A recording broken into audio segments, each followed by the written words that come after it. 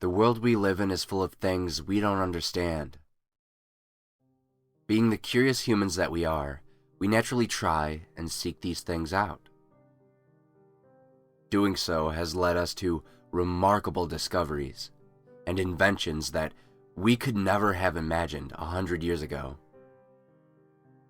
We have defeated disease, built to the sky itself, and even created machines that could take us beyond the clouds and into the stars. If our ancestors could see us and what we have created, I'm sure many of them would see us as gods. Our innate curiosity and lust for knowledge has not always led us to greatness, however. True evil and darkness have also been uncovered in humanity's conquest of knowledge. And in the end, I fear this evil will be our doom. I do not say this from the standpoint of a great philosopher who has sat and simply pondered things either. No. I say this because I have seen it, experienced it, was a part of it. The event I'm about to relay to you is true in its entirety. This I swear. I feel certain that this will fall on deaf ears, and many of you will believe this to be just another spooky story meant to give you cheap thrills, but I promise you that this is neither my intent nor my purpose. The purpose of this story is to simply warn you of what lurks beyond the veil of what we can see and understand, to show you what awaits us in the darkness, even if I myself don't understand it. What I'm about to tell you has happened, and I feel certain it will happen again. In 1971, a not-so-well-known scientist began preparations for an extremely secretive project known simply as the Harbinger experiment. I would like to keep the identity of the scientist a secret for personal reasons, so throughout this recounting, I will refer to him as Zimmerman.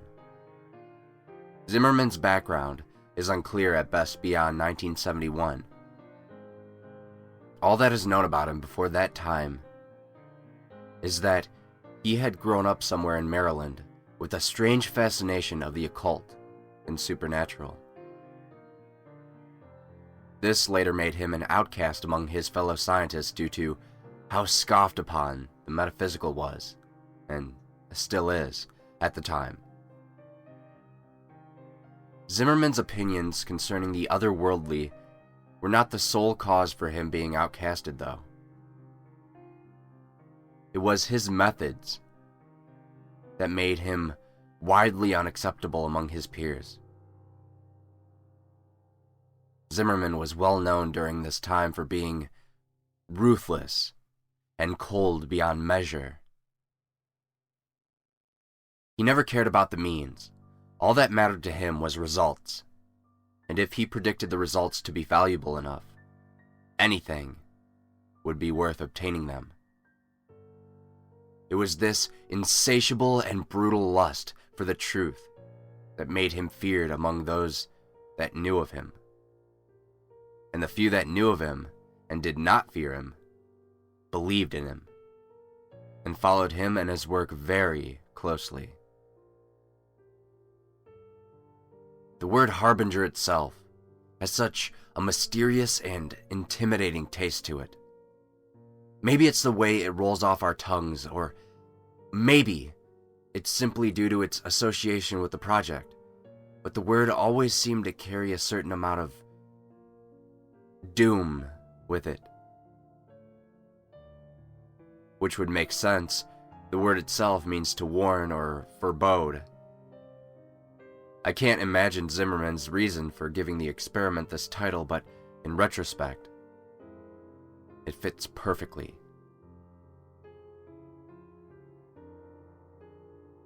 Zimmerman came to a select few, me being one of them. He told us he was working on something big and that he needed people who could keep confidentiality and not spread idle gossip of his work. While he did not fully trust some of us, he did know that we were professionals, and that for some reason or another, we were all in dire need of employment. I had worked at the local clinic as a doctor, but I was caught stealing medication and was promptly fired. This left a very dark mark on my resume, so work was hard to find. I was also a native to Alaska, and lived near where the experiment would take place, so I guess you could say I was a convenient choice. As you can imagine, I jumped at the opportunity.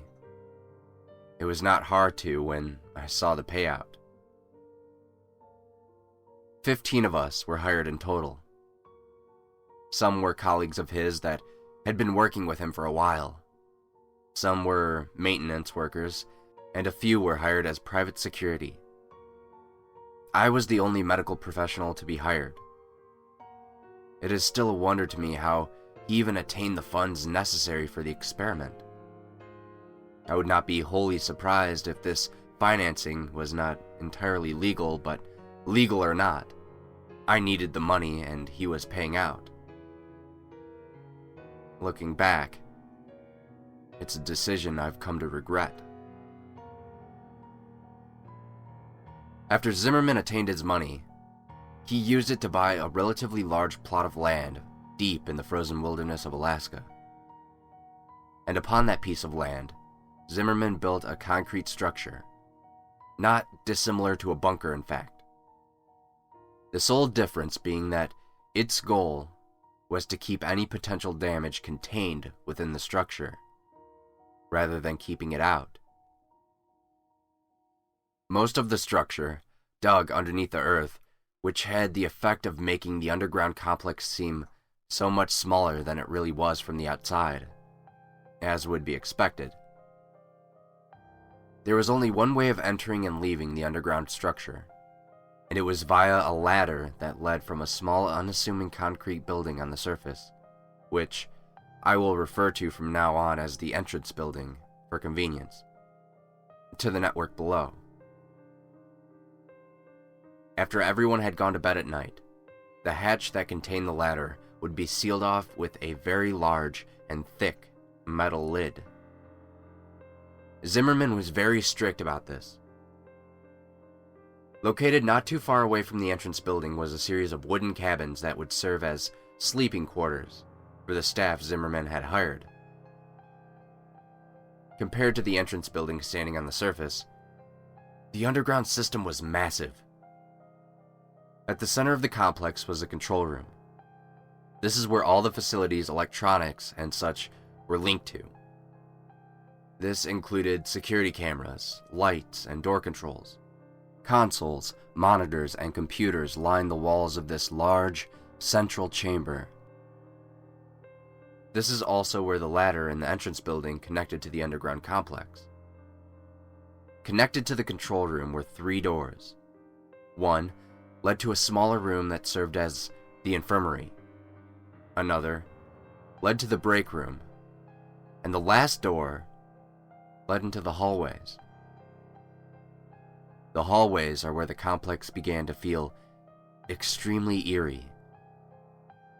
They were for some reason laid out in an extremely confusing scheme that led in circles into complete dead ends. These hallways made up a vast majority of the complex, and it would be very easy to get lost in the maze if you were unfamiliar with the complex. But if you knew where you were going, you would find yourself standing before one of 3 8x8-foot rooms before long. Each room had a camera hooked up to one of the corners of the room, and all 3 of those cameras were connected to a corresponding monitor in the control room. Cameras were also scattered throughout the hallways so that whoever was watching their corresponding monitor could see anywhere they wanted to, when they wanted to. Thick metal doors stood at the entrance to each of these 8x8 rooms, and in order to open them, you would have to enter a 4-digit code into a control panel located near the door.